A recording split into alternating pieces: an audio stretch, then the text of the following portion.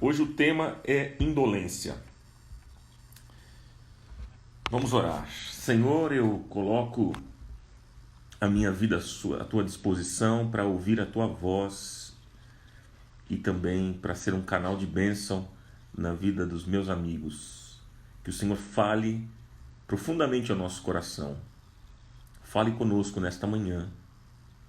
Oh Pai, nós abrimos a nossa mente e nosso coração e nos concentramos aqui nesse momento para ouvirmos a Tua voz pela Tua palavra e sabemos que o Senhor vai falar conosco poderosamente. Em nome de Jesus. Que seja assim. Amém. Amém, meus queridos. Bom, vamos lá. Eu quero tratar desse tema com vocês à luz das Escrituras, da Palavra de Deus, no livro de Romanos, capítulo 12, versículo 11, que diz assim, Romanos 12, 11, diz assim: no zelo não sejais remissos, Paulo está dizendo, sede fervorosos de espírito, servindo ao Senhor. No zelo não sejais remissos, sede fervorosos de espírito, servindo ao Senhor. A outra versão da NVI diz assim, quer ver? Romanos 12, 11. Nunca lhes falte o zelo, sejam fervorosos no espírito, sirvam ao Senhor. Nunca lhes falte o zelo, sejam fervorosos no espírito e sirvam ao Senhor. Mais uma vez eu queria fazer uma pergunta, como eu sempre tenho feito, e eu gostaria que você me respondesse. É uma pergunta simples, eu fiz essa pergunta ontem, inclusive, né? E eu gostaria que você também me respondesse hoje. Eu perguntei ontem como é que está a sua vida de oração. Você lembra disso? Se você fosse dar uma nota de 1 a 10, como está a sua vida de oração? E hoje eu gostaria de saber num todo. Vamos pensar na vida cristã como um todo. Se você for dar uma nota de 1 a 10, como é que está a sua vida espiritual? Como é que você acha que está a sua vida espiritual? Que nota você se daria de 1 a 10? Né? Como está a sua vida espiritual? Coloque aí um número. Coloque um número para a gente pensar juntos. Então vamos lá. Ó. A Cristina colocou 6, a Aline colocou 5, a Fátima colocou 1. Olha lá. Tem gente que colocou 9, outros 5, 5, 4, Diego 6, a Margarete 2, a Ilceia 7, a Rosana 5, a Aline 3, a Ângela Aguiar 5, a Mimi Gospel, não sei o nome, mas colocou desisto. Não desiste não, amiga, imagina, hoje Deus vai falar ao seu coração, não desiste.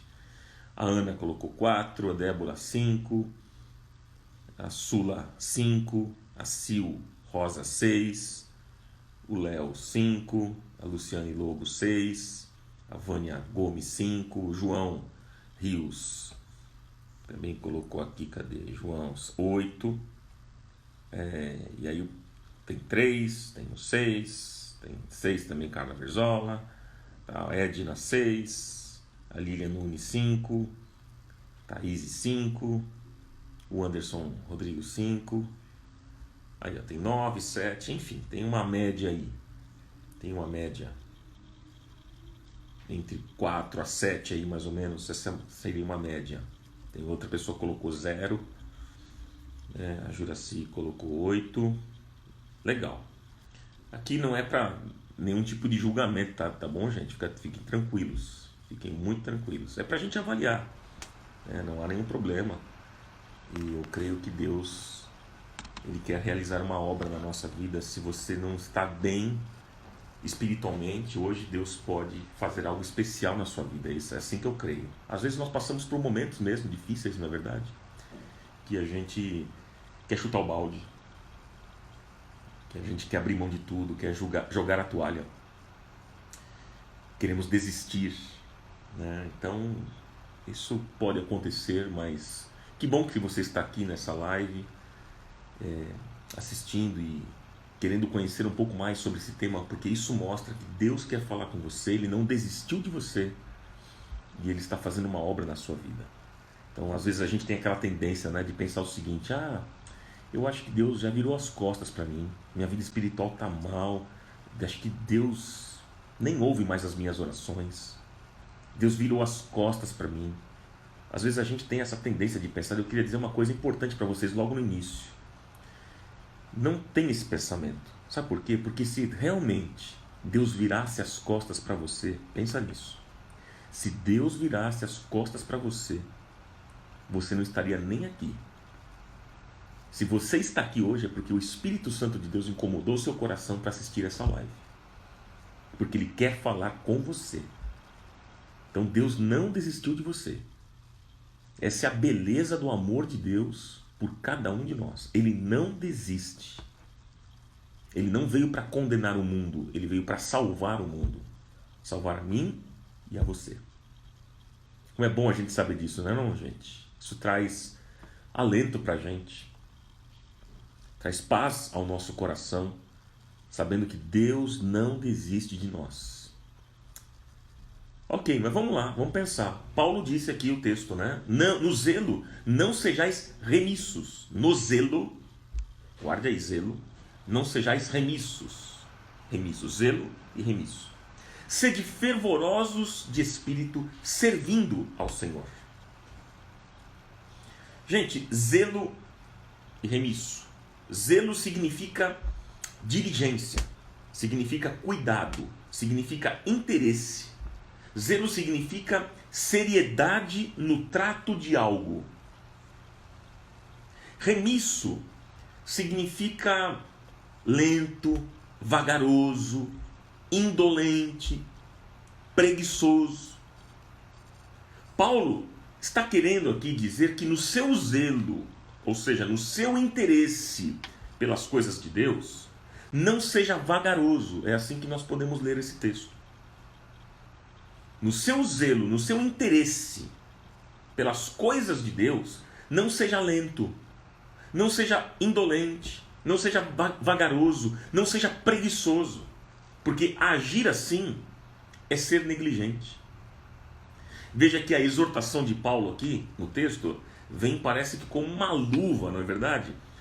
Para os dias que nós estamos vivendo. Porque parece, meus amigos, que nós vivemos numa época de pouco entusiasmo para as coisas de Deus. O que é a indolência? O que é indolência? O tema hoje é indolência. Qual que é a resposta que Deus tem para a indolência? O que é indolência? Indolência é aquela preguiça que imobiliza. Deixa eu te falar. Tem uma preguiça que é boa.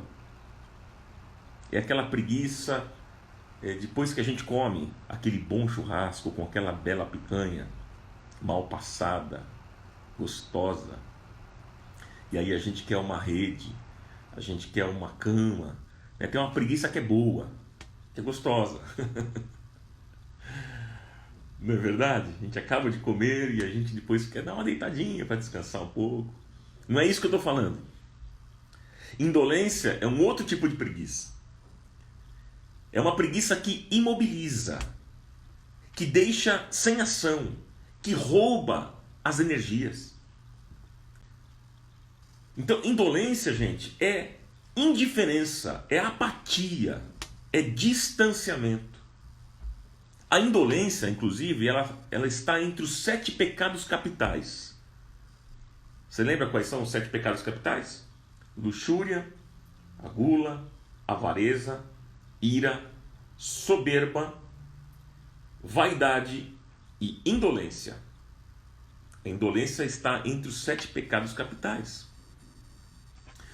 Eu acredito que uma das coisas mais duras e difíceis na igreja é quando a gente vê a decadência espiritual das pessoas que estão perto da gente.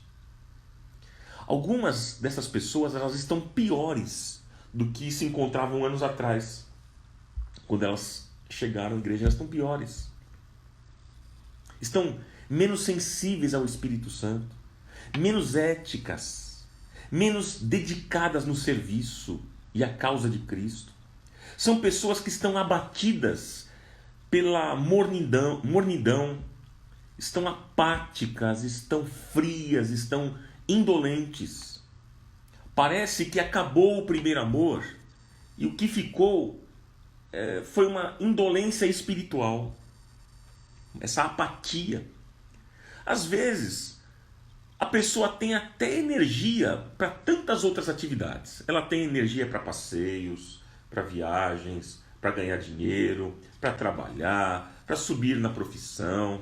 Mas, na vida espiritual, parece que ela anda se arrastando na relação com Deus. Pode até ter sobrado, gente, vou dizer para vocês aqui, pode até ter sobrado o hábito de ir à igreja. Agora a gente não está podendo, né, em função desse isolamento social. Mas para essas pessoas até sobra o hábito de ir à igreja. Mas é um hábito religioso, é um hábito mecânico. É para cumprir com a religião, para aliviar a consciência. É pura religiosidade. Né? É gente que vive uma espiritualidade falsa, uma espiritualidade mundana, porque não promove nenhum tipo de engajamento, só promove frieza, indolência, apatia, comodismo e irresponsabilidade espiritual. E Paulo, ele tem um nome para esse tipo de pessoa. Paulo chama esse tipo de pessoa de crentes carnais. Crentes carnais. Anote aí, 1 Coríntios capítulo 3. Paulo está falando. Paulo disse assim: e eu, irmãos, não vos pude falar como a espirituais, mas eu falei como a carnais, porque como a meninos em Cristo, disse Paulo. Com leite eu vos criei, e não com carne, porque ainda não podíeis, nem tampouco vocês podem agora, porque vocês ainda são carnais. O apóstolo Paulo falou. No Apocalipse tem um outro nome para esse tipo de pessoa também. O Apocalipse fala sobre aqueles que abandonaram o primeiro amor. Apocalipse no capítulo 2, quando o Senhor disse: eu conheço as tuas obras, conheço o seu trabalho, a sua paciência, que você não pode tolerar homens maus. Você colocou às provas os que dizem ser apóstolos e não são, e você achou eles mentirosos, e você sofreu, e você tem tido paciência, e você tem trabalhado pelo meu nome, e você não se cansa. Aí o Senhor diz assim: tenho, porém, contra ti uma coisa: deixaste o teu primeiro amor. Então, crentes carnais, a Bíblia fala, né? Aqueles que abandonaram o primeiro amor. E o escritor aos Hebreus, ele fala sobre o crente caído. Crente carnal, aqueles que abandonaram o primeiro amor, e o crente caído. Lá em Hebreus, no capítulo 6. Né? O texto diz assim: porque é impossível que aqueles que já foram uma vez iluminados e provaram do dom de Deus, do dom celestial, e se fizeram participantes do Espírito Santo e provaram a boa palavra de Deus e as virtudes do século futuro e caíram,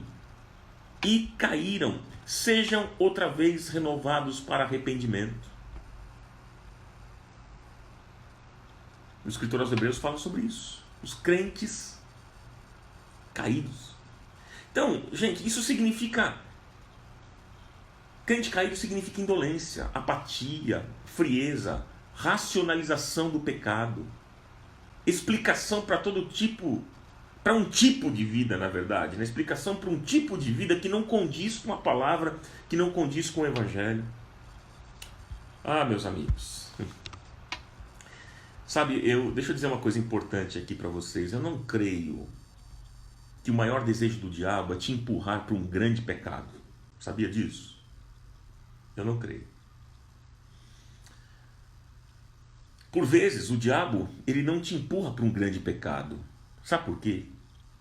Porque é o seguinte: um grande pecado desperta a consciência. E a consciência produz arrependimento. E o arrependimento produz o perdão de Deus. Mas eu creio que a arma que o diabo tem usado nesses dias contra nós, sabe qual é? é uma fé verdadeira, mas inoperante. Ou seja, ele mantém na gente um discurso bonito, mas nos deixa frios, apáticos. Ou seja, é um cristianismo de conversa, é um cristianismo de fala, mas totalmente descomprometido. Satanás faz de tudo, gente, para que nós nos tornemos apáticos e indolentes. Sabe qual eu acredito que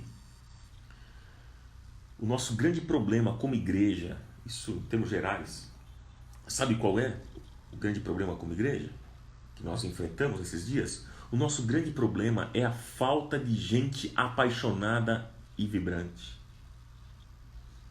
Nós temos igrejas hoje cheias, mas de pessoas vazias, apáticas, indolentes. A grande maioria das pessoas sofre de uma anemia, falta uma vitamina espiritual, falta paixão, falta fervor, gente. Agora, como é que nós podemos saber se a nossa fé está declinando? Como é que a gente consegue medir isso? Bom, para a gente medir, a gente precisa fazer uma avaliação. Mas eu gostaria de convidar você aqui nesta manhã a fazermos juntos uma autoavaliação. O apóstolo Paulo ele disse: examine-se, pois, o homem a si mesmo. Eu queria propor nesta manhã a gente não ficar olhando para a vida do outro. Eu vou falar algumas coisas aqui e de repente você pode pensar no outro. Ok, mas guarde um pouquinho esse pensamento em relação ao outro e faça um olhar para você mesmo. Eu vou colocar aqui algumas coisas. Como é que a gente pode saber se está faltando um vigor espiritual na nossa vida? Vou pontuar algumas coisas aqui. Claro que eu poderia fazer uma lista enorme, tá? Mas eu escolhi 4 pontinhos aqui para a gente pensar e fazermos uma avaliação sobre a nossa vida. Então, como é que a gente sabe se está faltando um vigor espiritual na nossa vida? Primeiro, vamos começar por aquilo que nós falamos ontem. Lembra que eu falei? Você lembra do tema de ontem? Lembra ou não? Falei sobre o quê? Clamor, oração. Vamos começar por esse ponto.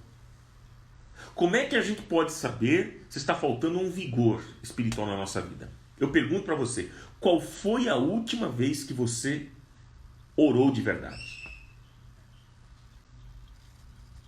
E vamos falar também da palavra. Qual foi a última vez que você se relacionou com a palavra? Você leu a Bíblia? Qual foi a última vez que você se retirou para ler a palavra, para se alimentar da palavra? Qual foi a última vez que você orou de verdade? De verdade. Eu não estou falando daquelas orações de petição, oração de almoço que a gente faz. Senhor, obrigado por esse almoço, obrigado pelos alimentos, obrigado pelo pastor, obrigado por isso. Em nome de Jesus, amém. Vamos comer. Não é isso que eu estou falando. Também não estou me referindo a uma oração de petição. Senhor, me dá, porque a gente tem esse costume, a gente habituou na oração a fazer pedidos. A gente não consegue ter um momento de intimidade com Deus, de louvar a Deus, de adorar a Deus por aquilo que Ele é, por aquilo que Ele faz. A gente logo, quando estamos na presença de Deus, nós queremos fazer pedidos. Eu não estou me referindo à oração de pedidos, ou então até a oração de um clamor por um socorro.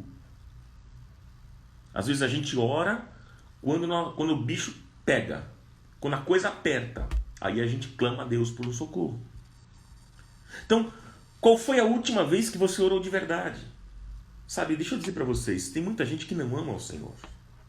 Eles apenas usam Deus para obterem mais bênçãos. Ou seja, são pessoas que eles amam mais as bênçãos de Deus do que o Deus das bênçãos. É uma relação de troca. É uma relação de barganha. E Deus não anda por esse caminho, gente. Deus não entra por esse caminho. Não.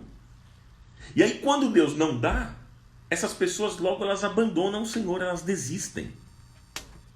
Então, qual foi a última vez que você orou de verdade? Ou seja, qual foi a última vez que você se trancou no seu quarto e você falou com Deus em secreto, dizendo como o salmista dizia, lá no Salmo 42, Como a corça anseia por águas correntes, a minha alma anseia por ti, ó Deus. A minha alma tem sede de Deus, tem sede do Deus vivo. Quando foi a última vez que você fez isso?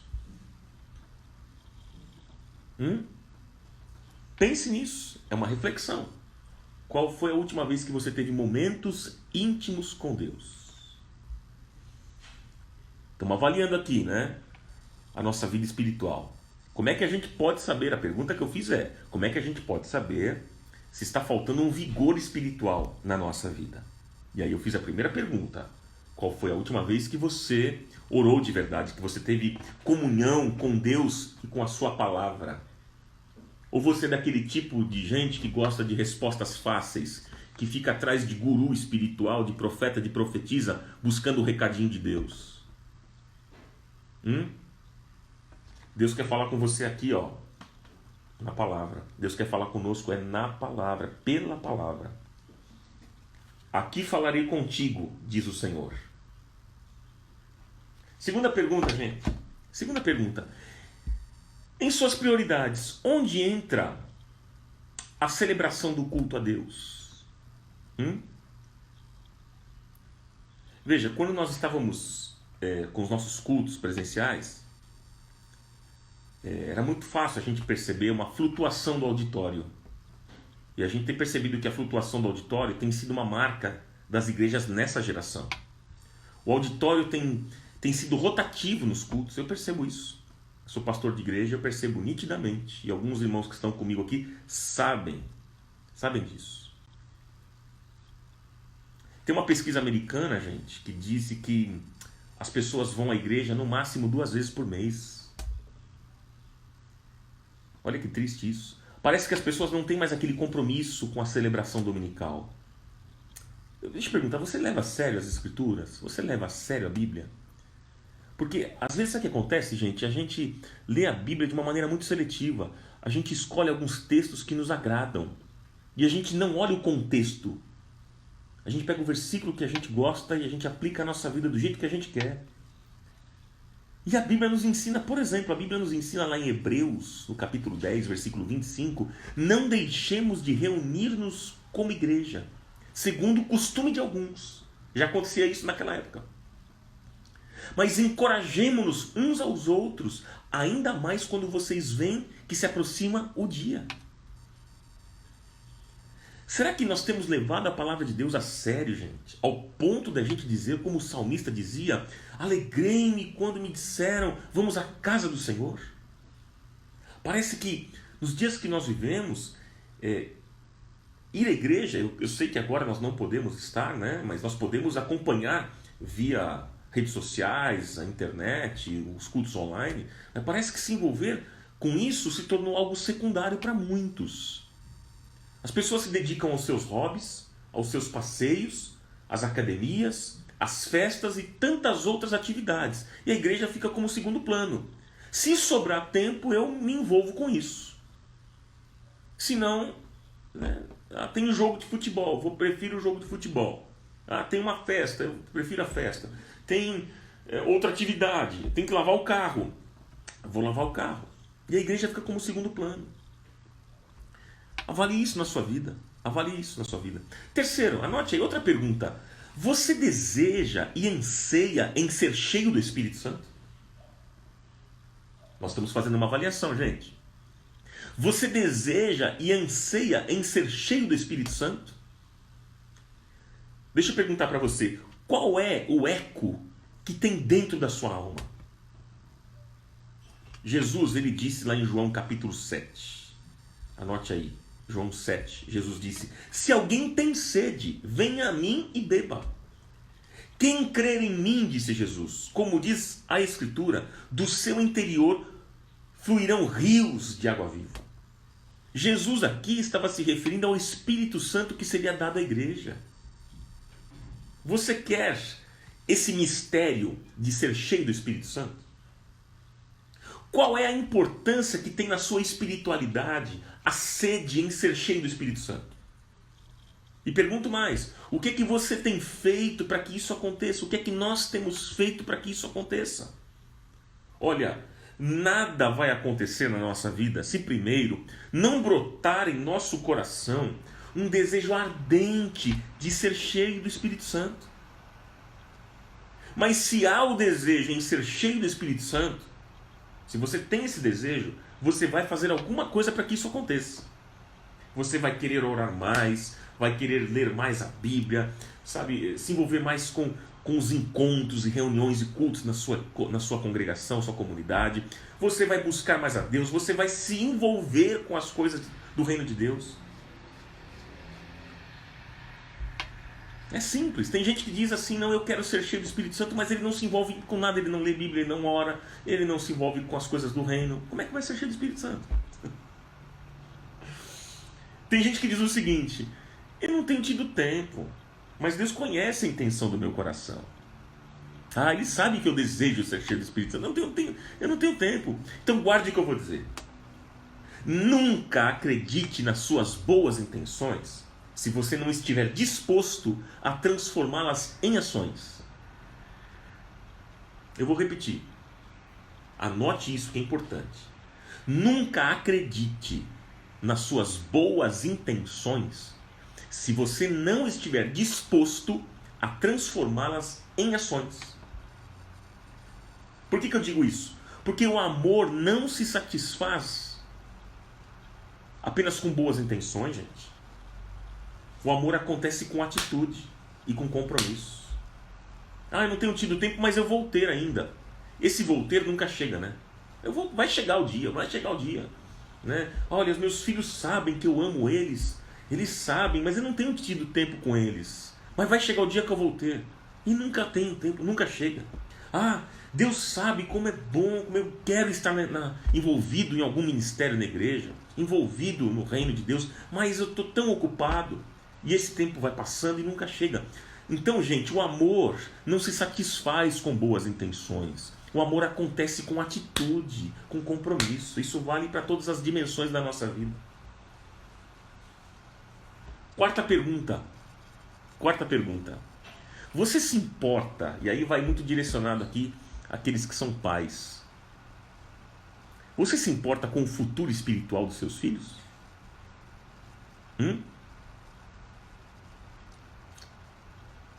Você se importa? Existem pais que estão péssimos espiritualmente. E é fácil a gente perceber isso, quando esses pais se preocupam mais com o que seus filhos têm do que com o que eles são. Percebem? Eles desejam que os seus filhos pratiquem esportes, façam cursos, estudem nas melhores universidades, tenham os melhores empregos, mas não dão a mínima para quais os elementos espirituais que estão sendo forjados no coração dos seus filhos. E no futuro, a fatura chega. No futuro, essa conta vai chegar. Você poderá ter até um filho muito famoso, muito bem resolvido financeiramente, até se não milionário, mas indo para o inferno com toda essa fama e toda essa riqueza. É isso que você deseja? É isso que você quer? Olha, eu queria ler aqui, anote aí, Deuteronômio capítulo 6. Olha só o que é que diz. Aqui está um princípio bíblico. Eu vou até tirar meu celular do suporte aqui para poder ler um texto. Esse texto aqui, ele é interessante. Eu vou ler aqui para vocês. Ajustar aqui. Olha só. Cadê? Tá. Deuteronômio capítulo 6, versículo 1. Olha o que é que diz. Esta é a lei, isto é, os decretos e as ordenanças que o Senhor, o seu Deus, ordenou que eu lhes ensinasse, para que vocês os cumpram na terra para a qual estão indo para dela tomar posse. Desse modo vocês, seus filhos e seus netos temerão ao Senhor, o seu Deus, e obedecerão a todos os seus decretos e mandamentos que eu lhes ordeno todos os dias da sua vida, para que tenham vida longa. Ouça e obedeça, ó Israel. Ame o Senhor, o seu Deus, de todo o seu coração, de toda a alma, de todas as suas forças. Que todas essas palavras que hoje lhe ordeno estejam em seu coração E olha só, ensine-as com persistência a seus filhos. Converse sobre elas quando estiver sentado em casa, quando estiver andando pelo caminho, quando se deitar e quando se levantar. Amarre-as como um sinal nos braços e prenda-as na testa. Escreva-as nos batentes das portas da sua casa e em seus portões. Olha o texto, gente, que pancada. Deuteronômio, capítulo 6, versículo 1 ao 9 eu li. Deixa eu colocar aqui de novo no suporte das minhas coisas, me ajustar tudo de novo aqui, peraí.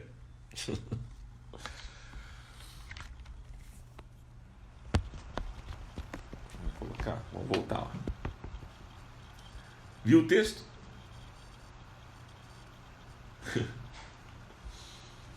Caramba, que paulada esse texto, gente. O texto diz: ensine-as com persistência a seus filhos. Aí, seja em casa, andando pelo caminho, quando deitar, quando se levantar, enfim. E aí eu pergunto para você, o que você tem feito, pai, mãe? Você que tem filho. O que você tem feito para investir na vida espiritual dos seus filhos? O que você tem feito? Deixa eu dar um alerta para vocês. Não fica transferindo essa responsabilidade para a igreja. Porque essa responsabilidade não é da igreja. A responsabilidade é sua, pai, é sua mãe. Tem gente que fica dizendo assim, ah não, meu filho está assim porque a igreja não ajuda. O que a igreja vai fazer pelo meu filho? Não é o que a igreja... Eu ouvi essa frase, gente, uma vez. Uma pessoa disse assim, eu estou perdendo a minha filha. Estou perdendo, eu queria saber o que a igreja vai fazer pela minha filha. Ela estava revoltada com a igreja, querendo saber o que a igreja vai fazer pela filha dela. Deixa eu falar para você, não é a igreja responsável pelo seu filho, pela sua filha. Quem é responsável pelo seu filho e sua filha é você. A igreja contribui, ajuda, claro. Pode fortalecer, pode somar ao trabalho que você tem feito. Mas os pais são responsáveis pela formação dos seus filhos. Veja, olha a concorrência. Você tem o seu filho que às vezes vai na igreja, quando você às vezes não deixa faltar, né? Porque tem muito pai que deixa o filho faltar na igreja. Mas quando vai, é uma vez na semana. E aí 6 dias está com você e na escola. Então a concorrência é desleal. Então a responsabilidade é dos pais. Os pais que estão todos os dias com seus filhos. Por isso que a Bíblia diz, ensina a criança no caminho em que ela deve andar. E quando crescer, não se desviará dele. O ensinamento cabe aos pais. Ok, gente? E os pais devem deixar o exemplo, né?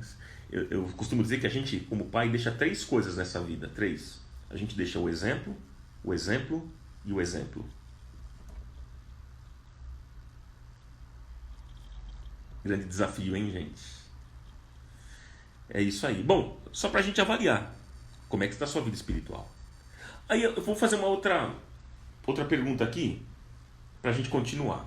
Como é que a gente sabe quando a indolência toma conta da nossa vida? Como é que a gente sabe? Vamos lá. A indolência, gente, ela leva à estagnação. A indolência leva a gente ao distanciamento da palavra de Deus, da igreja. A indolência leva a gente à falta de comprometimento com a obra de Deus. A indolência leva a gente à perda da humildade. Leva a gente à mudança da visão espiritual. Leva a gente ao pensamento de que as riquezas materiais substituem a vida com Deus. Olha que perigo, meus amigos. Qual dimensão do seu viver você dá mais atenção? Como é que foi que a indolência aconteceu? Hein? Sabe como foi? Por aquilo que você alimentou na sua alma. Porque o reino de Deus, meus amigos, se estabelece pela prioridade. O reino de Deus se estabelece pela prioridade. Não adianta falarmos do reino de Deus se nós não soubermos o que é prioridade na nossa vida. E o que é prioridade? Mateus 6,33. Buscai em primeiro lugar o reino de Deus e a sua justiça, e todas as coisas serão acrescentadas. Então, o que é prioridade na nossa vida como cristão? Como cristãos que somos? O reino de Deus e a sua justiça. E as demais coisas? o Senhor acrescenta. Você não precisa nem correr atrás, porque o Senhor abre as janelas dos céus e te abençoa. O problema, sabe qual é? É que reino de Deus para muitos de nós tem sido o que sobra. É só sobra. É sobra de tempo, sobra de dinheiro, sobra de talento, de recursos. Em outras palavras, nós usamos Deus. Deus não quer e não precisa de sobras. Certo, gente? A gente pede coisas grandes para Deus, não é verdade? A gente não pede qualquer porcaria. A gente pede coisa boa. Mas a gente oferece o que para Deus? O que sobra. Se Deus oferecesse para você o que sobra, você ia gostar? Quando alguém te oferece aquilo que sobra, tá aí, ó, sobrou. Aí sobra aqueles, na comida, por exemplo, né? Tá lá o frango, aquele frango bonito. Você chega depois, ó, é o que sobrou. Você vai comer lá o pé do frango, o pescoço do frango. Claro, é gostoso, coloca numa canja e tal, fica bom. Mas eu digo, não tem carne. Então, Deus não quer sobras, Ele não precisa de sobra. É a mesma coisa que a gente faz com Deus. A gente pega o melhor, o peito do frango e tal, toda aquela coxa, e depois a gente fala, Deus, tá aqui, ó, é o que sobrou. Deus não precisa de sobras. Nós nos apegamos a alguma coisa que nós precisamos abrir mão hoje. O que você se apegou e que você precisa abrir mão hoje? Vou te dar alguns caminhos. Pode ser dinheiro, pode ser riquezas, pode ser um imóvel, pode ser um carro, pode ser passeios, pode ser um relacionamento errado, uma atitude soberba. Enquanto você estiver apegado a isso, a essa coisa, a sua vida espiritual cada vez mais vai para baixo e por água abaixo. Um verdadeiro cristão não pode ter como meta, vou dizer isso para vocês, olha, me interpretem bem no que eu vou dizer. Um verdadeiro cristão não pode ter como meta de vida, ficar rico. Essa não é a nossa meta. Presta atenção nisso. Não estou aqui defendendo pobreza, não é isso. Estou falando que a nossa meta de vida não é essa. Ele pode ser rico. O cristão pode ser rico, mas não é a meta da vida dele. Paulo falou com Timóteo sobre essas coisas. Anote aí, 1 Timóteo capítulo 6. Paulo disse, de fato, a piedade com contentamento é grande fonte de lucro. Pois nada trouxemos para este mundo e dele nada podemos levar. Por isso, tendo o que comer e com o que vestir-nos, estejamos com isso satisfeitos, disse Paulo. E ele diz o seguinte, os que querem ficar ricos caem em tentação, em armadilhas, e em muitos desejos descontrolados e nocivos que levam os homens a mergulharem na ruína e na destruição. Porque ele diz o seguinte, pois o amor ao dinheiro é a raiz de todos os males. Ele diz, algumas pessoas por cobiçarem o dinheiro, desviaram-se da fé e se atormentaram a si mesmas com muitos sofrimentos. Você, porém, disse ele a Timóteo, você, homem de Deus, fuja disso e busque justiça, piedade, fé, amor, perseverança e mansidão. Então, amigos, infelizmente, deixa eu alertar vocês. Infelizmente, o cristianismo nos dias de hoje tem sido associado com poder, com glória, com prosperidade, com vantagens que não tem nada a ver com o reino de Deus. Hoje em dia, muitos líderes por aí, eles criaram um cristianismo de ostentação. Você tem que ter. Deus quer que você tenha. Você é cabeça e não cauda. Você tem que ter, você tem que ter. É um cristianismo de ostentação, de muitas riquezas, que não tem nada a ver com Jesus, que foi um homem simples, humilde. Eu acredito que se o Senhor voltasse hoje aqui, estivesse entre nós, ele ia ficar assustado com o que ele se depararia. Ele ia dizer, nossa, não foi nada disso que eu ensinei. Então veja que muitos líderes, eu vi uma expressão de um pastor, outro dia eu achei forte, né? Mas é muito verdadeira. Ele disse assim, que muitos líderes se tornaram cafetões da prosperidade. Forte isso, né? E ele dizia o seguinte, que estes líderes, eles lideram a igreja num espírito de idolatria, num espírito de consumismo, levando a igreja à destruição. Tem uma frase de Leonard Ravenhill. Ele diz o seguinte: se Jesus tivesse pregado a mesma mensagem que os ministros de hoje pregam, ele nunca teria sido crucificado. Se Jesus tivesse pregado a mesma mensagem que muitos ministros pregam hoje, ele nunca teria sido crucificado. E a mensagem de Jesus era ao contrário disso. Era de confronto, de conversão, de entrega, de doação, de mais bem-aventurada coisa é dar. Essa era a mensagem de Jesus. E não a mensagem, me dá, eu quero mais, eu sou cabeça, eu sou o melhor, me dá. Não, essa não era a mensagem de Jesus, essa é a mensagem do inferno, do diabo. Então quando você escutar a mensagem assim, saiba que você está ouvindo a voz do diabo, não a voz de Deus. Essa é a proposta do diabo. O que o diabo falou para Jesus na tentação? Tudo te darei, se prostrado me adorares. Não foi essa a proposta do inferno para Jesus? E Jesus o repreendeu usando a palavra. Então deixa eu dizer uma coisa importante. Jesus não morreu na cruz do Calvário para te dar casa nova, carro novo, fazenda e muitas riquezas. Mas Jesus morreu para te salvar do poder do pecado e da escuridão. Como Paulo disse, prosperidade mesmo é piedade, é fé, amor, paciência e mansidão. Essa é a prosperidade que o Evangelho traz. Eu quero finalizar com vocês dizendo que existe cura. Há uma resposta de Deus para a indolência. A indolência e a mornidão espiritual é pior do que não saber nada. O ignorante, o que nunca ouviu, está numa situação muito melhor do que o apático. O apático que teve religião suficiente para fazer dele um cético, um morno, um indiferente, pode não ter mais volta. A mornidão espiritual impede o crente de alcançar a vida cristã plena, gente. O estado de mornidão é como um câncer. Pode causar morte espiritual, mas existe uma esperança. A Bíblia diz, 1 Pedro 5,6: humilhem-se debaixo da poderosa mão de Deus, para que Ele os exalte no tempo devido. Sabe, queridos, Jesus não quebrará o caniço quebrado, e Ele não apagará o pavio fumegante. Pelo contrário, Ele vai reacender e trazer o fogo para aquilo que está saindo fumaça. Saiba disso. Este é o ministério de Jesus. Ele veio para salvar o mundo e não para condenar o mundo. O que fazer? Arrependa-se.